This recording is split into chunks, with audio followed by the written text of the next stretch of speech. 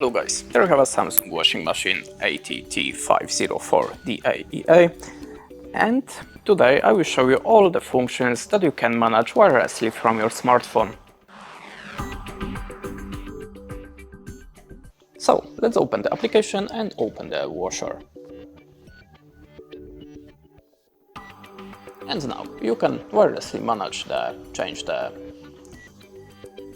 laundry process, the cycle type. So if you want to just manage it, click on the center of your screen and choose the cotton and Super Eco, anyone that you want. Then click on the OK to apply it. You can also select the temperature, the rinse, the speed of the spin. You can also manage the My Cycle list. And I choose the not able the laundry process to turn on the bubble soak, but with the other cycle you can also switch on it. Then you can also manage the remaining laundry,